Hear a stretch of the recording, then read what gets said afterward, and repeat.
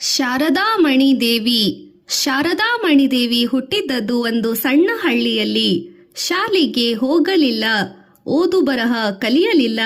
5ನೇ ವರ್ಷವಾಗಿದ್ದಾಗಲೇ ಮದುವೆ. ಹಣ ವೈಭವ ಯಾವುದೂ ಇಲ್ಲ. ಆದರೂ ಸಾವಿರಾರು ಮಂದಿ ಈಕೆಯನ್ನು ಭಕ್ತಿಯಿಂದ ತಾಯಿ ಎಂದು ಕರೆದರು. ಈಗಾಗಲೇ ಇವರು ತೀರಿಕೊಂಡು 50 ವರ್ಷಗಳ ಮೇಲಾಯಿತು. ಇಂದಿಗೂ ನಮ್ಮ ಭಾರತ ದೇಶದಲ್ಲಿ ಸಾವಿರಾರು ಮಂದಿ ಆಕೆಯನ್ನು ಮಹಾಮಾತೆ ಎಂದು ಗೌರವಿಸುತ್ತಾರೆ. ಶಾರದಾಮಣಿ ದೇವಿ ಇಂತಹ ಗೌರವವನ್ನು, ಕೀರ್ತಿಯನ್ನು ಸಂಪಾದಿಸಿದದ್ದು ಅವರ ಸರಳ ಶುಭ್ರ ಜೀವನದಿಂದ. ತಮಗಾಗಿ ಅವರು ಏನನ್ನೂ ಬಯಸಲಿಲ್ಲ. ತಮ್ಮ ಪತಿ ಶ್ರೀ ರಾಮಕೃಷ್ಣ ಪರಮಹಂಸರು, ಅವರ ಶಿಷ್ಯರು, ಭಕ್ತರು ಇವರಿಗಾಗಿ ಬದುಕಿದರು. ತಂದೆಯ ಮನೆಯ ದೀಪ. ಕಲಕತ್ತಗೆ 60 ಮೈಲಿ ದೂರದಲ್ಲಿ ಜೈರಾಮವಟ್ಟಿ ಎನ್ನುವುದೊಂದು ಸುಂದರವಾದ ಸಣ್ಣ ಹಳ್ಳಿ. ಅದು ಬಂಗಾಳದ ಹೋಗ್ಲಿ ಜಿಲ್ಲೆಗೆ ಸೇರಿದೆ. ಹಳ್ಳಿಯ ಪಕ್ಕದಲ್ಲೇ ಅಮೋದರ ಎಂಬ ಹೊಳೆ ಹರಿಯುತ್ತಿತ್ತು. ದೊಡ್ಡ ಊರುಗಳಲ್ಲಿ ಸದ್ದು, ಗಲಾಟೆ, ಧೂಳು. ಈ ಹಳ್ಳಿ ಪ್ರಶಾಂತವಾಗಿದೆ. 100ಕ್ಕೂ ಹೆಚ್ಚು ವರ್ಷಗಳ ಹಿಂದೆ ಈ ಹಳ್ಳಿಯಲ್ಲಿ ರಾಮಚಂದ್ರ ಮುಖರ್ಜಿ ಎಂಬ ಬ್ರಾಹ್ಮಣರಿದ್ದರು. ಅವರ ಹೆಂಡತಿ ಶ್ಯಾಮಸುಂದರಿ ದೇವಿ. ಈ ದಂಪತಿಗಳೇನೋ ಸಾಹುಕಾರರಲ್ಲ, ಆದರೆ ತುಂಬಾ ಸಂಪನ್ನರು, ದೈವಭಕ್ತರು, ಕಷ್ಟದಲ್ಲಿರುವವರಿಗೆ ಸಹಾಯ ಮಾಡುವ ಮನೋಭಾವದವರು. ಕಷ್ಟದಲ್ಲೇ ಆಗಲಿ ಸುಖದಲ್ಲೇ ಆಗಲಿ ಎಂದೂ ಭಗವಂತನನ್ನು ಮರೆತವರಲ್ಲ. 1853ನೇ ಇಸವಿ ಡಿಸೆಂಬರ್ 22ನೇ ತಾರೀಕು ಗುರುವಾರ ಸಂಜೆ ಈ ದಂಪತಿಗಳ ಮನೆಯಲ್ಲಿ ಒಂದು ಸುಂದರವಾದ ಹೆಣ್ಣು ಮಗು ಹುಟ್ಟಿತು. ಈ ಮಗುವೆ ಅವರ ಮೊದಲನೇ ಹೆಣ್ಣು ಮಗು. ದೇವಿಯ ಆಶೀರ್ವಾದದಿಂದ ಮಗಳು ಹುಟ್ಟಿದಳೆಂದು ರಾಮಚಂದ್ರ ಮುಖರ್ಜಿಯವರು ಶಾರದಾದೇವಿ ಎಂದು ನಾಮಕರಣ ಮಾಡಿದರು. ಬೆಳೆಯುವ ಪೈರಿನ ಗುಣ ಮೊಳಕೆಯಲ್ಲೇ ಎಂದು ತಿಳಿಯುವಂತೆ ಅದೇ ರೀತಿ ಚಿಕ್ಕ ವಯಸ್ಸಿನಲ್ಲೇ ಶಾರದಾಮಣಿಯ ಒಳ್ಳೆಯತನ ಎದ್ದು ಕಾಣುತ್ತಿತ್ತು. ಆಕೆ ಸ್ವಭಾವ ಮಿಕ್ಕ ಮಕ್ಕಳಿಗಿಂತ ತುಂಬಾ ಬೇರೆಯಾಗಿತ್ತು. ಮನೆತನಕ್ಕೆ ಈ ಹುಡುಗಿಯೇ ಹಿರಿಯ ಮಗಳು. ತಂದೆ ತಾಯಿಗಳು ತುಂಬಾ ಮುದ್ದಿನಿಂದಲೇ ಸಾಕಿದ್ದರು.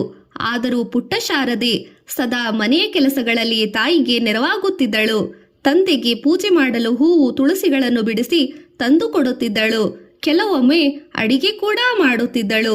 ಮನೆಯ ಒಳಗಿನ ಕೆಲಸವಲ್ಲದೆ ಶಾರದಾದೇವಿ ಹೊರಗಡೆಯ ಕೆಲಸಗಳನ್ನು ಮಾಡಬೇಕಾಗುತ್ತಿತ್ತು.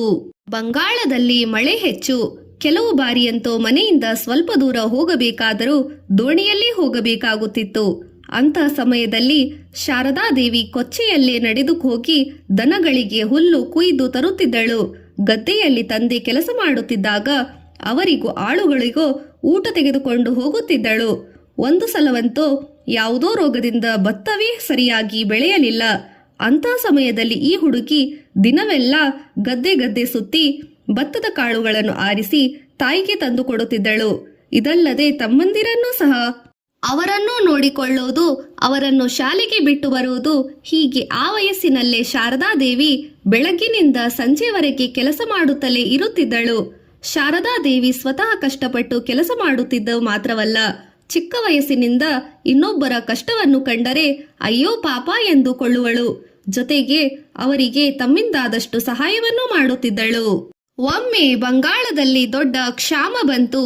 ಆಗ ದೇವರ ದಯದಿಂದ ಇವರ ಮನೆಯಲ್ಲಿ ಸ್ವಲ್ಪ ಹೆಚ್ಚು ಧಾನ್ಯವಿತ್ತು.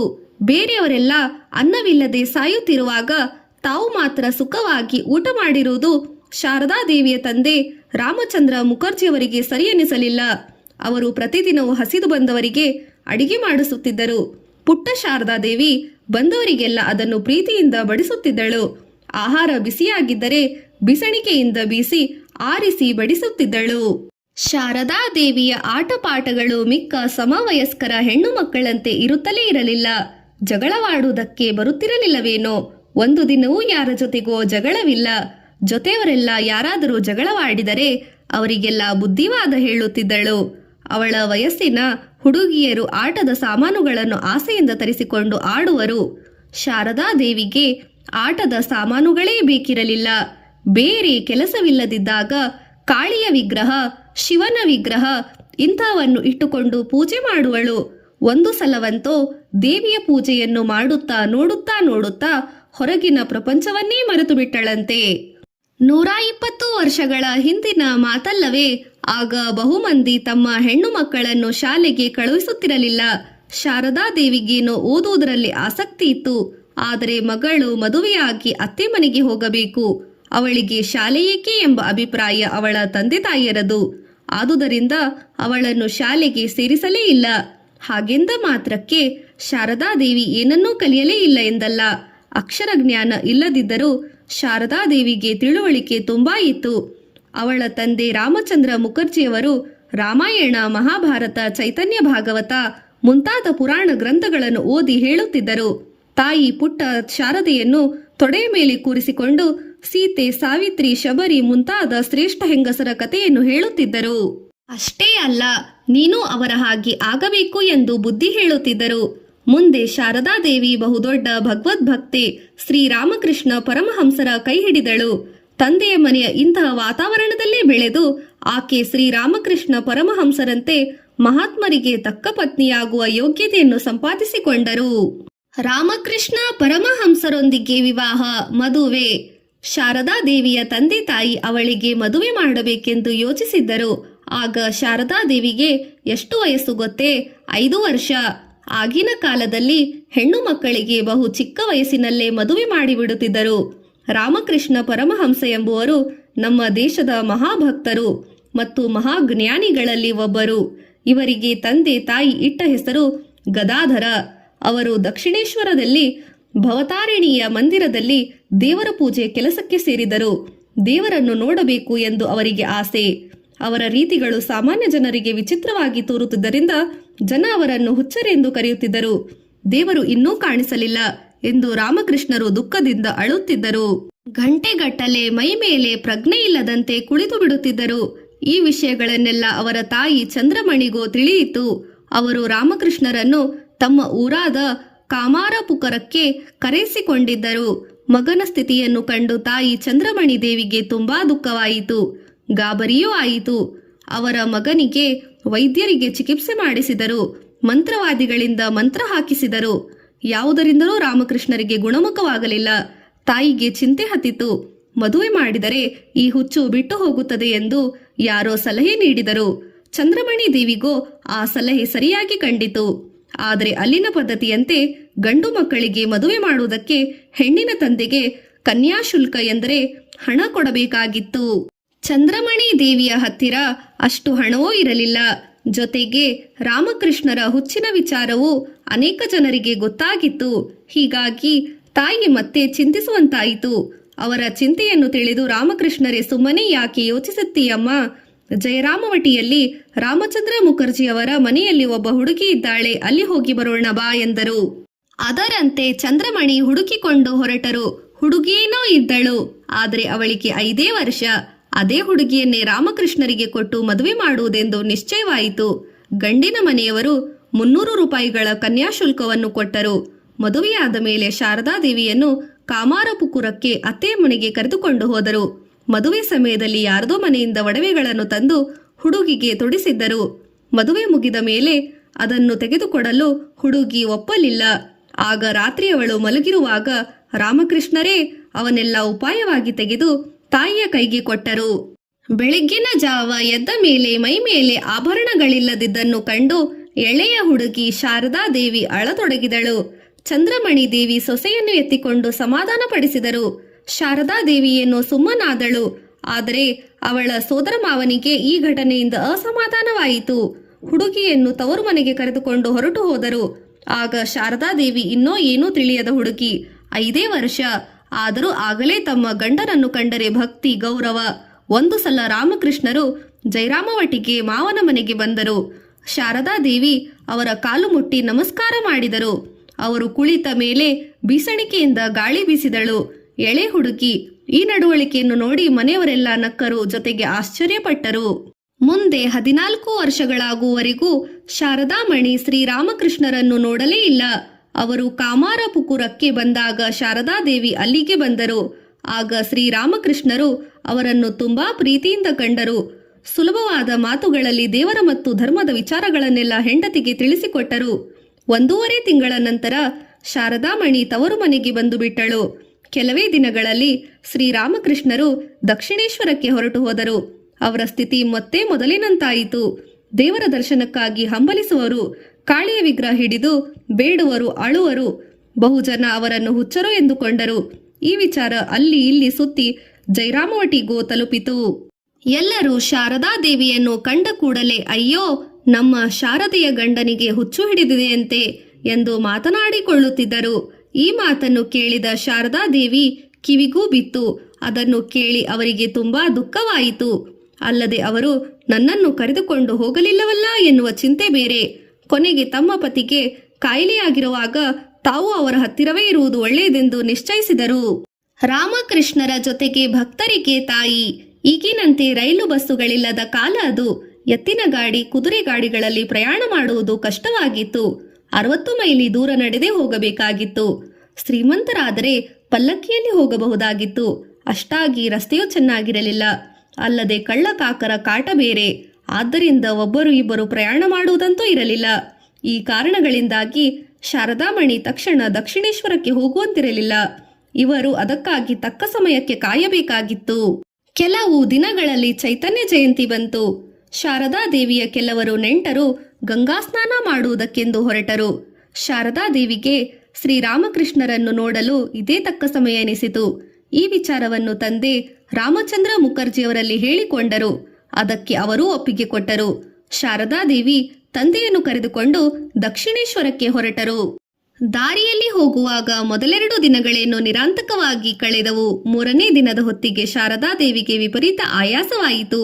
ಹೆಚ್ಚು ನಡೆದು ಅಭ್ಯಾಸವಿಲ್ಲದಿದ್ದರಿಂದ ಕಾಲು ನೋವಿನಿಂದ ಜ್ವರವೂ ಬಂತು.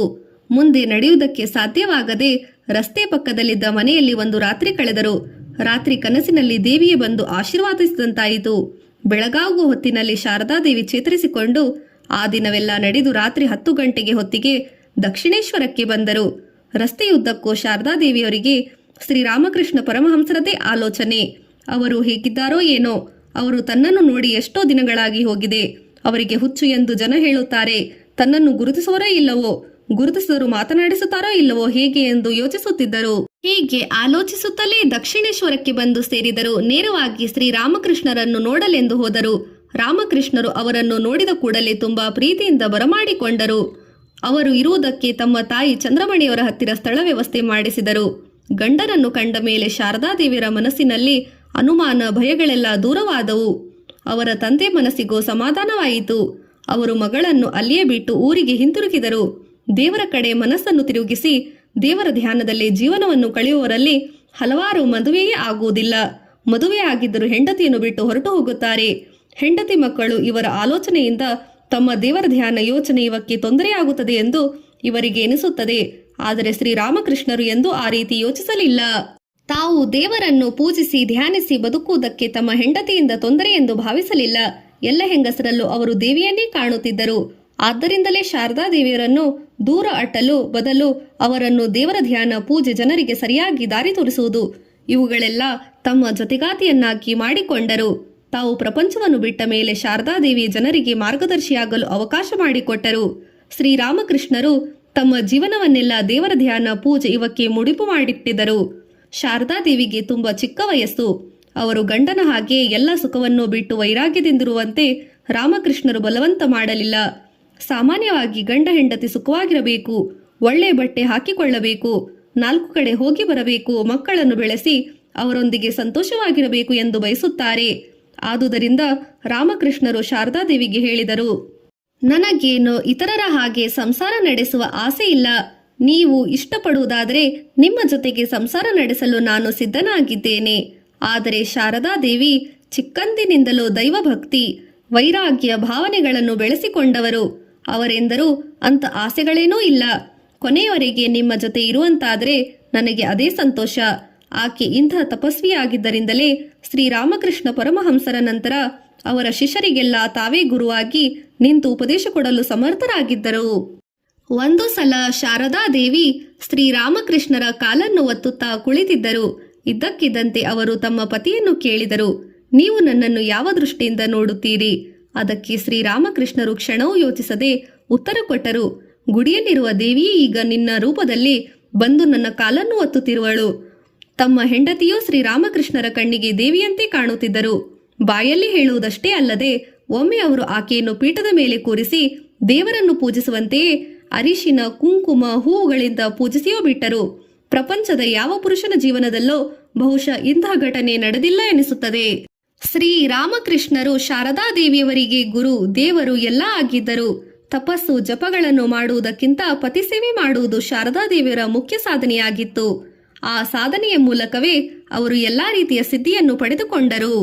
ಮೊದಲಿನಿಂದಲೂ ಕಷ್ಟಪಟ್ಟು ಶಾರದಾಮಣಿಯವರು ದಕ್ಷಿಣೇಶ್ವರಲ್ಲಂತೂ ಒಂದು ಗಳಿಗೆ ಸುಮ್ಮನಿರದೆ ಕೆಲಸ ಮಾಡುತ್ತಿದ್ದರು. ಬೆಳಗಿನ ಜಾವ 3 ಗಂಟೆಗೆ ಎದ್ದು ಬಿಡುತ್ತಿದ್ದರು. ಆಗಲೇ ಗಂಗಾ ನದಿಯಲ್ಲಿ ಸ್ನಾನ, ಅನಂತರ ದೇವರ ಧ್ಯಾನ. ಸುಮಾರು 7 ಗಂಟೆಗೆ ಶ್ರೀರಾಮಕೃಷ್ಣರಿಗೆ ಎಣ್ಣೆ ಹಚ್ಚಿ ಕೈಕಾಲುಗಳನ್ನು ಒತ್ತುತ್ತಿದ್ದರು. ಆಮೇಲೆ ಅಡಿಗೆ. ಶ್ರೀರಾಮಕೃಷ್ಣರಿಗೆ ಶಾರದಾದೇವಿ ಬಡಿಸಿದರೆ ಊಟ ಸರಿ ಹೋಗುತ್ತಿತ್ತು. ಶ್ರೀರಾಮಕೃಷ್ಣರು ಊಟ ಮಾಡಿದ ನಂತರ ಶಾರದಾದೇವಿಯರ ಫಲಾಹಾರ, ಭಕ್ತರಿಗೆ ಕೊಡುವುದಕ್ಕೆ ವೀಳ್ಯದೆಲೆಗಳನ್ನು ಸಿದ್ಧ ಮಾಡಿಕೊಳ್ಳುತ್ತಿದ್ದರು. ಮಧ್ಯಾಹ್ನ 1 ಗಂಟೆ ಹೊತ್ತಿಗೆ ಊಟ, ಆಮೇಲೆ ಸ್ವಲ್ಪ ಹೊತ್ತು ವಿಶ್ರಾಂತಿ, ಮತ್ತೆ ಕೆಲಸ ಪ್ರಾರಂಭಿಸಿ ದೇವರ ದೀಪಗಳೆಲ್ಲ ಎಣ್ಣೆ ಹಾಕುತ್ತಿದ್ದರು. ತಾವು ತಲೆ ಬಾಚಿಕೊಂಡು ಆಮೇಲೆ ರಾತ್ರಿಗೆ ಅಡಿಗೆ ಸಿದ್ಧತೆ ಮಾಡಿಕೊಳ್ಳುತ್ತಿದ್ದರು. ಸಂಜೆ ದೇವಸ್ಥಾನದಲ್ಲಿ ಮಂಗಳಾರತಿ. ಆ ಹೊತ್ತಿಗೆ ಶಾರದಾಮಣಿ ದೇವಿಯು ದೇವರಿಗೆ ದೀಪ ಹಚ್ಚಿ ಸ್ವಲ್ಪ ಹೊತ್ತು ಧ್ಯಾನ ಮಾಡುತ್ತಿದ್ದರು. ಮತ್ತೆ ರಾತ್ರಿ ಅಡುಗೆ, ರಾಮಕೃಷ್ಣರಿಗೆ ಊಟ ತೆಗೆದುಕೊಂಡು ಹೋಗುವುದು, ನಂತರ ತಮ್ಮ ಊಟ. ಇಷ್ಟರ ಮಧ್ಯೆ ರಾಮಕೃಷ್ಣರನ್ನು ನೋಡಲು ಬಂದವರೆಲ್ಲ ಕಷ್ಟ ಸುಖ ವಿಚಾರಿಸಿಕೊಳ್ಳುವುದು, ಅವರಿಗೆ ಸಲಹೆ ನೀಡುವುದಾಗಿತ್ತು. ಈ ಕೆಲಸವೂ ಬೇರೆ. ಮೊದಮೊದಲು ಅತ್ತೆ ಚಂದ್ರಮಣಿ ದೇವಿಗೆ ಶ್ರೀರಾಮಕೃಷ್ಣರಿಗೆ ಮತ್ತು ತಾವು ಹೀಗೆ 3ನೇ ಜನಕ್ಕೆ ಅಡುಗೆ ಮಾಡುತ್ತಿದ್ದರು. ಬರುತ್ತಾ ಶ್ರೀರಾಮಕೃಷ್ಣರನ್ನು ನೋಡಲು ದೂರ ದೂರದ ಊರಿನಿಂದ ಬರುವ ಭಕ್ತರಿಗೆಲ್ಲ ಅಡುಗೆ ಮಾಡಬೇಕಾಗುತ್ತಿತ್ತು. ಅನೇಕ ಮಂದಿ ಹೆಂಗಸರು ಶ್ರೀರಾಮಕೃಷ್ಣರನ್ನು ನೋಡಲು ಬರುತ್ತಿದ್ದರು. ಆಗ ಅವರು ಇಳಿದುಕೊಳ್ಳುತ್ತಿದ್ದರು. ಶಾರದಾದೇವಿಯರ ಪುಟ್ಟ ಕೊಠಡಿಯಲ್ಲೇ ಬೆಳಗಿನಿಂದ ಸಂಜೆವರೆಗೆ ಕೆಲಸ ಮಾಡುತ್ತಿದ್ದರು. ಶಾರದಾಮಣಿ ಒಮ್ಮೆಯಾದರೂ ತಮಗೆ ಆಯಾಸವಾಯಿತೆಂದು ಗೊಣಗುತ್ತಿರಲಿಲ್ಲ, ಬೇಸರಪಟ್ಟುಕೊಳ್ಳುತ್ತಿರಲಿಲ್ಲ. ಮಾಡುವುದೆಲ್ಲ ದೇವರ ಸೇವೆ ಎನ್ನುವ ಮನೋಭಾವದಿಂದ ಸಂತೋಷವಾಗಿ ಮಾಡುತ್ತಿದ್ದರು. ಅನೇಕ ದಿನ ಸಂಜೆ ಹೊತ್ತು ತಮ್ಮ ಕೋಣೆಯಲ್ಲಿ ಕುಳಿತು ಗಂಗೆ ಕಡೆ ನೋಡುತ್ತಾ ಧ್ಯಾನದಲ್ಲಿ ಮೈಮರೆತರು.